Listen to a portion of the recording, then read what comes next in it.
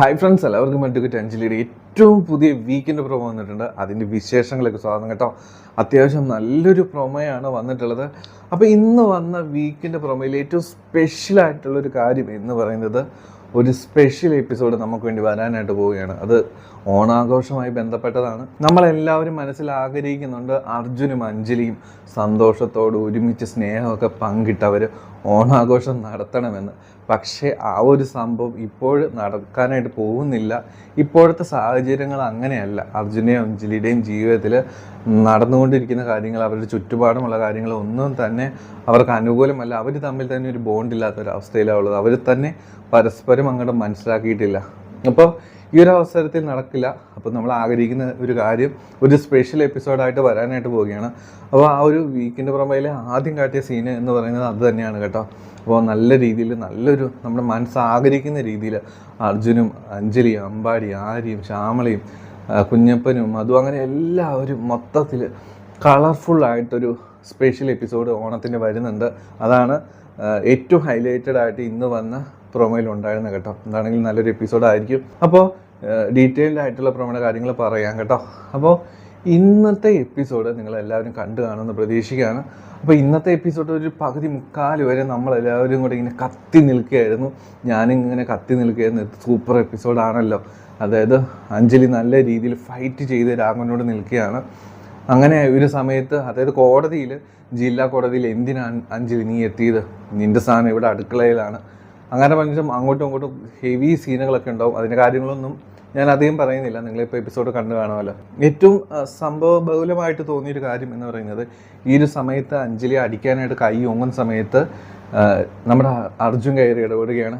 തൊട്ടുപോകരുത് അവളെ എന്ന് പറഞ്ഞ് ഇടപെടുന്നുണ്ട്. ഈ ഒരു സമയത്ത് അഞ്ജലിയുടെ മുഖത്ത് ഉള്ളിൻ്റെ ഉള്ളിൽ നിന്ന് വന്ന ഒരു സന്തോഷം ആണ് ഏറ്റവും എനിക്ക് ഇഷ്ടപ്പെട്ട ഒരു കാര്യം എന്ന് പറയുന്നത്. അങ്ങനെ അഞ്ജലി വളരെ സന്തോഷത്തോടു കൂടിയിട്ടാണ് അർജുൻ്റെ ആ ഒരു ഇടപെടലിനെ കണ്ടത് കേട്ടോ. അപ്പോൾ അർജുൻ്റെ ഉള്ളിൽ ഇഷ്ടം പെട്ടെന്ന് ഒരു ചുമ്മാ വന്നൊരു സംഭവം അല്ല അത്.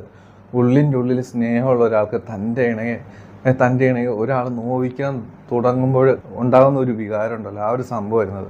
അപ്പോൾ ആ ഒരു സംഭവം നമ്മുടെ അഞ്ജലിയിൽ നിന്ന് മനസ്സിലാക്കുന്നുണ്ട് കേട്ടോ. അപ്പോൾ അഞ്ജലിയുടെ ആ ഒരു എക്സ്പ്രഷൻ കണ്ടപ്പോൾ തന്നെ എനിക്ക് ഒരുപാട് സന്തോഷമായി.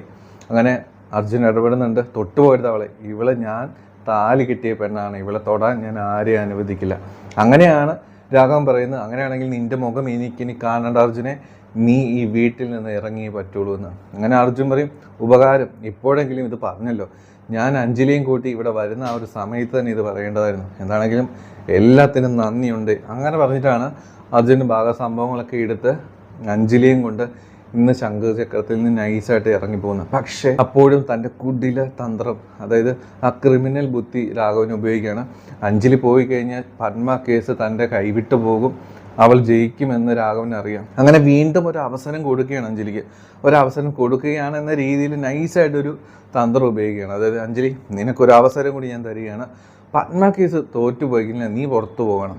അതുപോലെ തന്നെ ആ ഒരു കേസ് ഞാൻ തോറ്റുപോയി കഴിഞ്ഞാൽ എൻ്റെ വക്കീൽ കുപ്പായം ജഡ്ജിൻ്റെ മുമ്പിൽ വെച്ച് കൂടി നിൻ്റെ കയ്യിലേക്ക് തരും. ഇഷ്ടകാലം നീ പറയുന്ന എച്ചിൽ പണിയാണെങ്കിലും ചെയ്ത് ഞാൻ ജീവിച്ചോളാം. അങ്ങനെ ഒരു വലിയ വെല്ലുവിളി നടത്തും. ഈ ഒരു സമയത്ത് അനുപമയെ ഇടപെട്ട് പറയും, അത് മാത്രം പോരാ, അഡ്വക്കേറ്റ് അഞ്ജലി അർജുൻ്റെ ജീവിതത്തിൽ നിന്ന് പോകണം.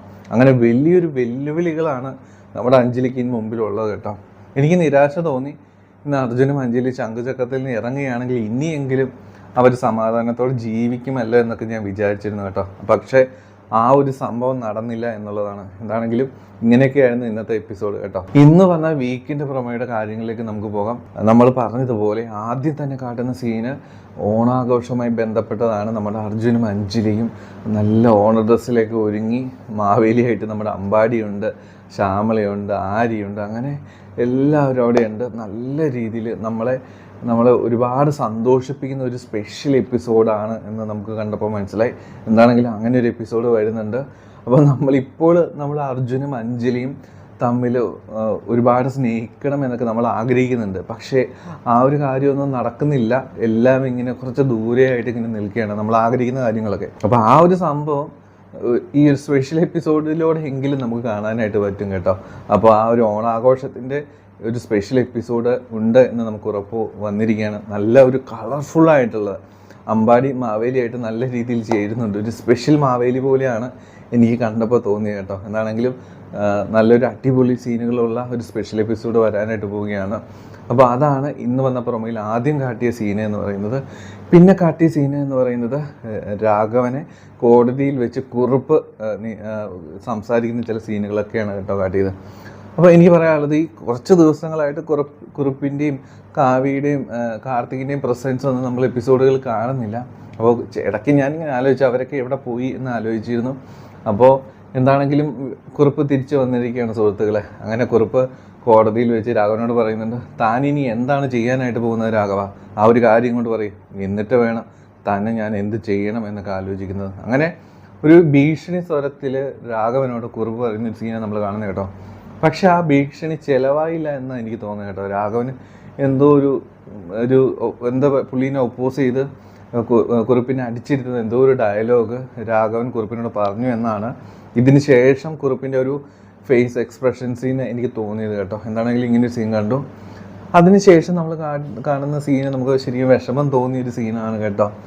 അപ്പോൾ ഇന്നാണെങ്കിൽ അഞ്ജലിയെ രാഘവൻ അടിക്കാനായിട്ട് തുടങ്ങുന്ന ആ ഒരു സമയത്ത് അർജുൻ അതിൽ ഇടപെട്ടിട്ടുണ്ടായിരുന്നു.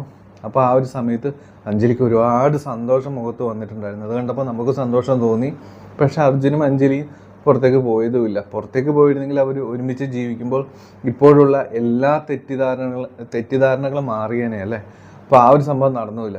എന്താണെങ്കിലും പ്രൊമോയിൽ കാണുന്നത് അർജുൻ ഒരുപാട് വിഷമത്തോടെ അഞ്ജലി ഉറങ്ങുകയാണ് എന്ന് വിചാരിച്ച് തൻ്റെ സങ്കടങ്ങൾ തുറന്ന് പറയുകയാണ്. അഞ്ജലിയോട് പറയുകയാണ്, അഞ്ജലി, ഞാൻ കാരണം നീ ഒരുപാട് ബുദ്ധിമുട്ടുണ്ട് എന്ന് എനിക്കറിയാം.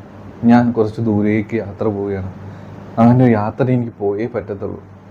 ആ ഒരു യാത്ര പോയി കഴിഞ്ഞാൽ ഒരിക്കലും ഞാൻ തിരിച്ചു വരില്ല അഞ്ജലി. നിൻ്റെ ജീവിതത്തിൽ ഒരു ശല്യമായിട്ട് മാറാൻ ഞാൻ ആഗ്രഹിക്കുന്നില്ല. അങ്ങനെ ഹൃദയം പൊട്ടിയിട്ടാണ് കേട്ടോ നമ്മുടെ അർജുൻ ഈ ഒരു കാര്യങ്ങളൊക്കെ പറയുന്നത്. അങ്ങനെ ഹൃദയം പൊട്ടി നമ്മുടെ അർജുൻ പറയുകയാണ്, ഞാൻ പോയി കഴിഞ്ഞാൽ ഒരിക്കലും തിരിച്ചു വരില്ല. നിൻ്റെ ജീവിതത്തിൽ ഒരു ശല്യമാവതില്ല. നിനക്ക് സ്വസ്ഥവും സമാധാനവുമായിട്ട് ജീവിക്കാം അഞ്ജലി. അർജുൻ തൻ്റെ മനസ്സ് തുറന്ന് കരഞ്ഞ് ഈ കാര്യങ്ങളൊക്കെ പറയുന്ന ആ ഒരു സമയത്തുണ്ടല്ലോ, സത്യത്തിൽ അഞ്ജലി ആദ്യം ഉറങ്ങിയിട്ടുണ്ടായിരുന്നു. പക്ഷേ അർജുൻ ഈ ഒരു കാര്യങ്ങൾ പറഞ്ഞ് തുടങ്ങുന്ന ആ ഒരു മൊമെൻറ്റിൽ തന്നെ നമ്മുടെ അഞ്ജലിക്കുട്ടി എഴുന്നേറ്റിട്ടുണ്ടായിരുന്നു കേട്ടോ. അപ്പോൾ അർജുൻ ഈ ഒരു കാര്യങ്ങളൊക്കെ ഹൃദയം പൊട്ടി പറയുന്നത് കണ്ടിട്ട് നമ്മുടെ അഞ്ജലിക്ക് ഒരുപാട് വിഷമായി പൊട്ടിക്കരയാണ് കേട്ടോ. അതാണ് നമ്മൾ പ്രൊമോയിൽ കാണുന്ന ഒരു സീൻ എന്ന് പറയുന്നത്. ഈ ഒരു സംഭവം കണ്ടപ്പോൾ സത്യത്തിൽ നല്ല രീതിയിൽ വിഷമം തോന്നി. എന്താണെങ്കിലും ഈ ഒരു സംഭവങ്ങളും ഇന്ന് നടന്ന കാര്യങ്ങളൊക്കെ കൂടി എനിക്കൊരു കാര്യം ഉറപ്പായിട്ടുണ്ട്, അധികം വൈകാതെ തന്നെ അഞ്ജലി എല്ലാ കാര്യങ്ങളും അർജുൻ ആ ഒരു ഇന്നസെൻസ് എല്ലാം മനസ്സിലാക്കാനായിട്ട് പോവുകയാണ് കേട്ടോ. അർജുനെ തൻ്റെ ഹൃദയത്തോട് വീണ്ടും ചേർക്കാനായിട്ട് നമ്മൾ അഞ്ജലി ശ്രമിക്കും. താൻ കുറച്ച് നാളുകളായിട്ട് അർജുനെ അവോയ്ഡ് ചെയ്തത് തൻ്റെ തെറ്റാണ്, അങ്ങനെ ചെയ്യാൻ പാടില്ലായിരുന്നു എന്ന് നമ്മുടെ അഞ്ജലിക്കുട്ടി തിരിച്ചറിയും എന്നുള്ളൊരു കാര്യം ഉറപ്പാണ് കേട്ടോ.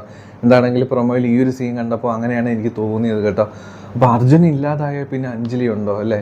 അപ്പോൾ എന്താണെങ്കിലും അർജുൻ്റെ ഈ ഹൃദയം തുറന്ന് പറയുന്ന ഈ ഒരു മനസ്സ് അഞ്ജലി എന്താണെങ്കിലും കാണാതെ ഇരിക്കില്ല എന്നാണ് എനിക്ക് തോന്നുന്നത് കേട്ടോ. എന്താണെങ്കിലും ഇന്ന് വന്ന വീക്കിൻ്റെ പ്രൊമോയിൽ ഏറ്റവും അവസാനത്തെ സീന് എന്ന് പറയുന്നത് ജാസ്മിനും ഹരീന്ദ്രനും വക്കീലും തമ്മിലുള്ള ഒരു ഇൻട്രാക്ഷനാണ്. അപ്പോൾ ചതി വീണ്ടും വരികയാണ് കേട്ടോ. അതായത് ജാസ്മിൻ നമ്മുടെ അഞ്ജലിയുടെ കൂടെ കൂടാനായിട്ട് പോവുകയായിരുന്നു എന്ന് നമ്മൾ കഴിഞ്ഞ എപ്പിസോഡുകളിലൊക്കെ നമ്മൾ പറഞ്ഞു. പക്ഷെ അതിന് പിന്നിലും ചില ചതിക്കളികൾ നടക്കുകയാണ് കേട്ടോ. ജാസ്മിനോട് ഹരി പറയണം, നീ അഞ്ജലിയുടെ കൂടെ കൂടണം, എന്നിട്ട് അവൾ പത്മ കേസിൽ ചെയ്യുന്ന ഓരോ കാര്യങ്ങളും നീ നൈസായിട്ട് സംഭവങ്ങൾ എന്തെന്ന് മനസ്സിലാക്കണം. അങ്ങനെ ഹരീന്ദ്രനും ജാസ്മിനും തമ്മിൽ സംസാരിക്കുന്ന നമ്മുടെ അഞ്ജലി കുട്ടി കാണുകയാണ് കേട്ടോ. അങ്ങനെയാണ് ഇന്ന് വന്ന വീക്കെൻഡ് പ്രൊമോ അവസാനിച്ചിട്ടുള്ളത്. അപ്പോൾ കുറേയേറെ കാര്യങ്ങൾ എനിക്ക് പറയാനുണ്ട്. അതൊക്കെ അടുത്ത ദിവസങ്ങളിൽ നാളെയൊക്കെ ആയിട്ട് സ്പെഷ്യൽ റിവ്യൂസും കാര്യങ്ങളൊക്കെ ആയിട്ട് വരാം കേട്ടോ. അപ്പോൾ എന്താണെങ്കിലും നമ്മുടെ ചാനൽ സപ്പോർട്ട് ചെയ്യുക, ആദ്യമായിട്ട് കാണുന്നവർ.